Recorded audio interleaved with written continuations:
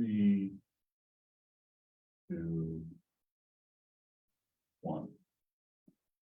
Good afternoon. I'm Ottawa City Manager Brian Silcott, and I want to start our update off by saying that our thoughts and prayers are with everyone still without power, and that we're appreciative and thinking of our hardworking and diligent utility employees and our public works employees working to restore power and to ensure that our community is cleaned up and returned to the beautiful Ottawa that we all know that it is. Our mission is to restore power to every single customer in the city as quickly as possible. And to that end, I've asked our Director of Utilities, Dennis Tharp, to join me to answer a couple of questions. Thank you for joining us, Dennis. Can you please give us a quick update? You bet, Brian. I'd be glad to. We continue to work through with the community with our crisis response plan. We will before hopefully the week's out. Maybe we'll have power restored to every home. We currently believe that we have about 75% of everybody back with power. Need everybody to understand that last 25% is usually the hardest. It entails more detail. We have crews from other communities that have joined us in this effort. We have Augusta, Garnett, Gardner, and Baldwin, all helping us. And all of these folks are out there 12 hours a day, really daylight to dark, trying to get everybody back in power. Well, Dennis, some people have asked if there's a system or a method to how we're restoring power and checking the lines. Could you please speak to that? Be glad to. We certainly do have a methodology that we try to use. We have priorities that are important to everyone in the community, from everywhere from hospital service to groceries. And so we try to get those kinds of things first. Then we work really from the outside in. With all of our circuits having power, we can then work back to each individual outage in between there, and sometimes each individual house to get everybody restored. We get really down to working block by block, house by house to get everything back on, which makes that 25% a little slower than the rest. Well, and I know that crews have to bushwhack oftentimes, in other words, cut their way through the debris in order to even identify the issue, let alone effect a repair. So it can be arduous. And I know that some people have power while others don't. Could you please tell us how that can happen? You bet. Different circuits run different through town.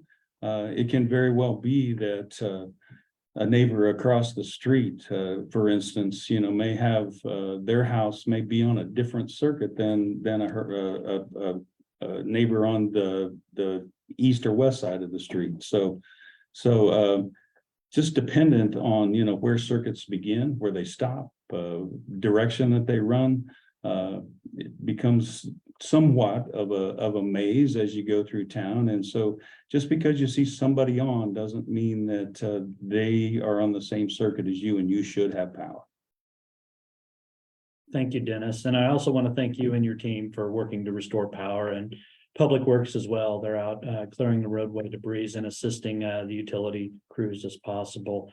For our neighbors that still remain without power, I've asked our Fire Chief Tim Matthias to tell us about places where we can go to stay cool and to seek shelter and to get a good night's sleep.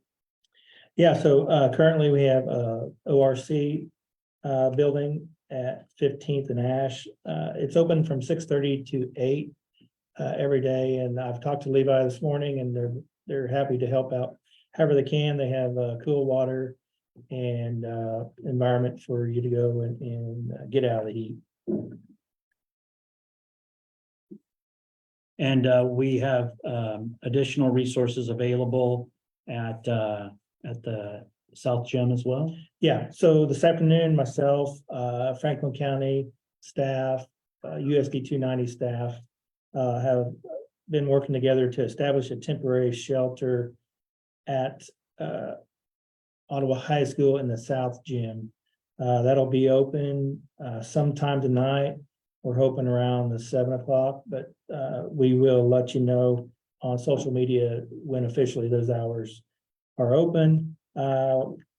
Red Cross has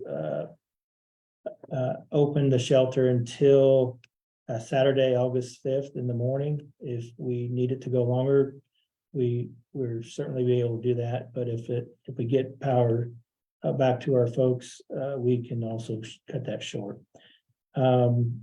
One of the things that the Red Cross and USD 290 would like to say is only certified service animals are allowed in the shelter. Shelter will be manned 24 hours a day until the duration of the outage.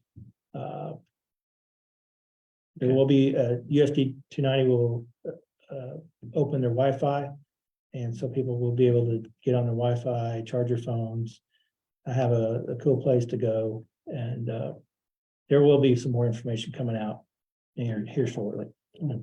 Thank you, Chief, and also thank you, Dennis. We'll continue to provide written updates each day at noon and a video update at 4 p.m. to keep everyone informed. Please remember to check with your neighbors, and thank you for doing your part to help get our community back on its feet.